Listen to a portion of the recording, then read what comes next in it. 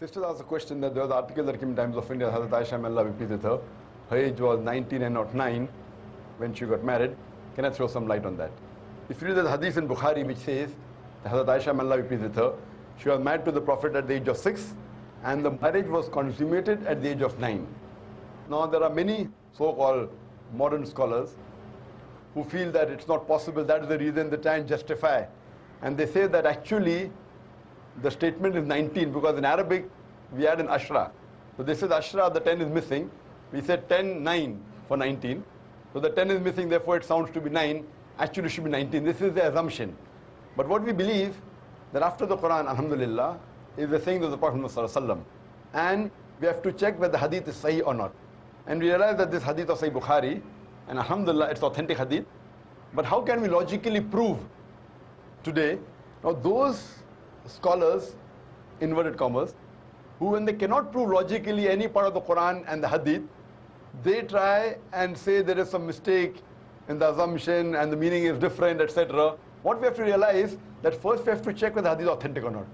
If it's authentic, if we cannot prove it logically, we have to feel and we have to understand that the science hasn't advanced so much to try and make us understand that hadith is the verse of the Quran. So based on this again, what I believe, that the hadith is authentic, and even the age of 6 and 9 is authentic, and how to justify that. When I was in the medical college, I passed in 1991, and in the 80s, we were taught in the medical college that a lady, she reaches puberty and adulthood, maturity, at the age of approximately, in India, it is about 13 to 14, 15, in America it's about 12 to 13, and the age factor of the puberty keeps on changing depending upon the atmosphere, depending upon the surrounding, depending upon the diet, depending upon the climate. Today medical science tells us that closer to the equator, the age of puberty is earlier. This is one point of it.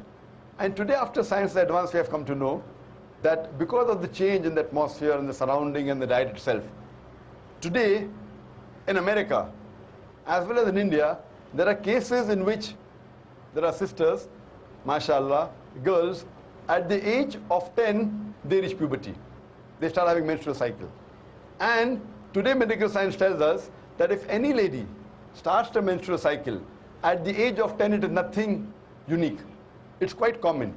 Though the age of menstruation today has become a bit less, approximately 12, 13, 14. But even if a girl starts menstruating at the age of 10, even 9, it's nothing to be alarmed of.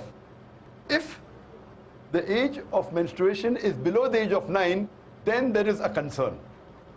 So based on this scientific fact that we have come to know today, according to the Islamic Sharia, moment a lady reaches puberty and a gent reaches puberty, they can marry.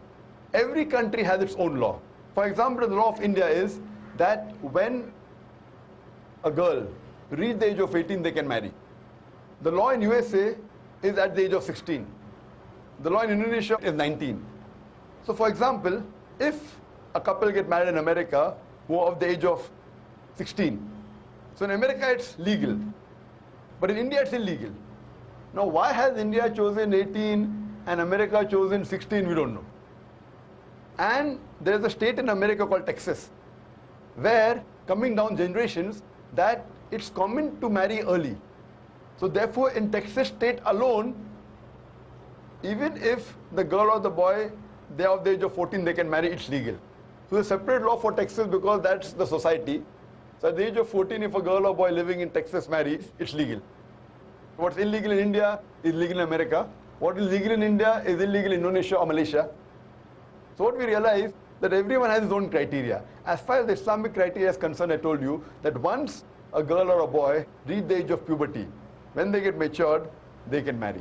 So based on this, alhamdulillah, what we realize, Hazrat Aisha, may Allah be pleased with her, she was unique. And when we read the life history of Hazrat Aisha, may Allah be pleased with her, she was very intelligent, she was very matured, and alhamdulillah, mashallah, because of that, we know that many ahadith are narrated by the wife of the Prophet Muhammad. There are some people who say that fine, she could have waited for another 10 years and then got married. Some of the Orientalists, some of the so-called modern Muslim scholars. If she had waited for another 10 years, we know that after the Prophet married her, the Prophet hardly lived for 10 years. So if she was married after that, she wouldn't be able to narrate the hadith that we know. So because she was intelligent, she was matured enough, alhamdulillah, I feel medically and scientifically and Islamically, a marriage consummated at the age of 9, once a lady is matured, it's perfectly fine, alhamdulillah. Hope that answers the question, sister. How can you prove that Jesus was not crucified? Then how can I prove that Jesus wasn't crucified, peace be upon him?